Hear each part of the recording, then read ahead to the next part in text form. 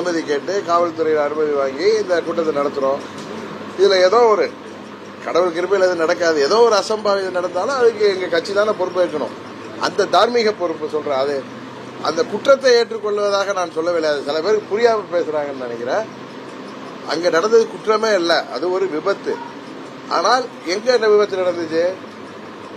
தவாக நடத்திய அந்த பிரச்சார கூட்டத்தில் நடந்தது. அதனால எப்படி இந்த கூட்டத்தை நாங்கள் எங்க மாவட்ட செயலாளர் பொறுப்பேற்பாரோ, எப்படி நான் எனக்கு அதுல தார்மீக பொறுப்பு இருக்கோ, அது போல அதுல விஜய் அவர்கள் தார்மீக பொறுப்பு ஏற்றிருந்தால் நீதிமன்றம் இந்த வருத்தத்தையும் கண்டனத்தையும் தெரிவிச்சிருக்காது. ஏன்னா தார்மீக பொறுப்பு என்பது குற்றத்தை ஒற்றுக்கொள்வதல்ல, அந்த கூட்டத்தை நடத்திய பொறுப்பு தான் தார்மீக பொறுப்பு, அக்கௌண்டபிலிட்டி, அது அவர்களுக்கு உள்ளது.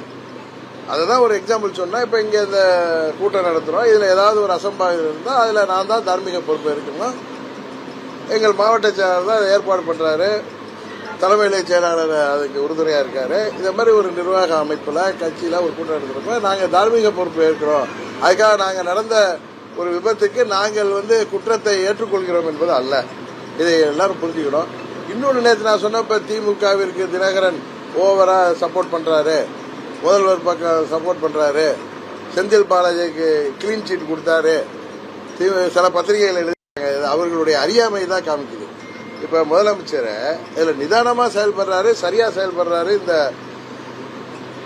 கரூர் விபத்து நிகழ்ச்சியில அவருக்கு ஒன்று விஜயோ அவர் கட்சிக்காரர்களே பழிவாங்கும் எண்ணம் இல்லை என்பது அவருடைய செயல்பாட்டிலையும் பேச்சிலையும் தெரியுது. எல்லாவற்றிற்கும் மேலாக சிலர் சொல்வது போல திரு விஜய் அவர்களை இதில் கைது செய்தால் இது ஒரு தவறான முன்னுதாரணமாக வருங்காலத்துக்கு ஆரம்பிடும்.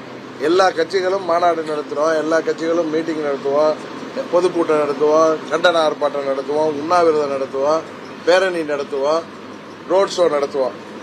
இதுல என்னதான் நாம் காவல்துறையும் என்னதான் இதுல உஷாரா இருந்தாலும் நம்மை மீறி விபத்து நடப்பதற்கு வாய்ப்பு இருக்கு.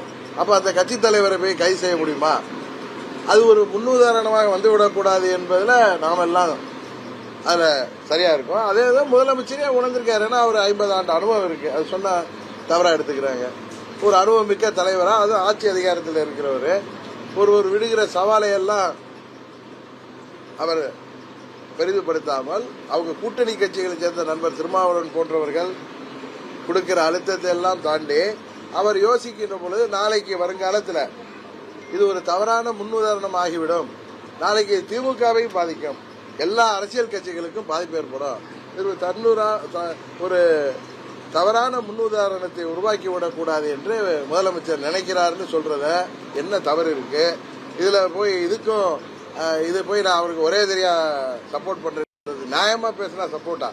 உங்க மாதிரி இந்த இளவு விழுந்த நேரத்துல அந்த குடும்பத்தினர் எல்லாம் இந்த ஒரு வாரம் தான் ஆகுது, இந்நேரம் அவங்க எல்லாம் இந்த துயரத்துல எவ்வளவு கஷ்டப்பட்டு இருப்பாங்க. அவங்க தொலைக்காட்சிகளும் பத்திரிகைகள படிச்சா அந்த நேரத்தில் கூட்டணி பற்றி பேச்சுகள் நடத்துகிறார்கள்னா எவ்வளவு வருத்தப்படுவார்கள். அந்த ஒரு நாகரிகம் கூட இல்லாமல் பழனிசாமி இந்த நேரத்தில் கூட்டணி உருவாக்குவதற்காக பேசிக் கொண்டிருக்கிறார் சொன்னா, நீங்கள் தாவேகாவோட கூட்டணி போங்க, சிலோன்ல உள்ள கட்சியோட கூட்டிட்டு போங்க, ஆந்திராவோட உள்ள கட்சியோட போங்க, பாஜகவோட போங்க, யாரோட வேணாலும் போங்க, அது எங்களுக்கு இல்லை. அது தேர்தலுக்கு நீங்கள் கூட்டணி அமைக்க வேண்டும் என்று நினைப்பது அது உங்களுடைய உரிமை. ஏன்னா உங்களால தனியா ஒன்றும் முடியாதுன்னு தெரியும் எடப்பாடி பழனிசாமியால. அதனால நீங்கள் யாரை வேண்டுமானாலும் கூட்டணிக்கு தேருங்கள். ஆனா இந்த நேரத்தில் தாவேகாவை நீங்கள் கூட்டணிக்கு வர வேண்டும் என்ற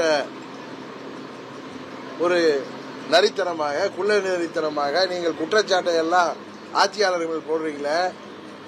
நீங்க ஆட்சியில இருந்தப்ப நடந்துச்சு 13 உயிர்களை குருவியை போல சுட்டாங்களே, அதுக்கு பொறுப்பேற்றுக்கிட்டீங்களா நீங்க?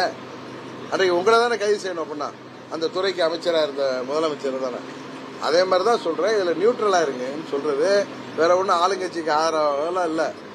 இன்றைக்கு யார் ஆட்சியில இருக்காங்களோ அது மாதிரி எந்த கட்சியில கூட்டம் போடுறப்ப இதை மாதிரி ஒரு விபத்து நடந்தா அந்த கட்சி தலைவரை கைது பண்ணணுங்கிற ஒரு தவறான முன்னுதாரணத்தை தமிழ்நாட்டில் உருவாக்கிவிடக்கூடாது என்பதில் முதல்வர் சரியாக இருக்கிறார். அதை நான் ஆதரிக்கிறேன். அவ்வளவுதான். இதை தாண்டி எந்த இது கிடையாது.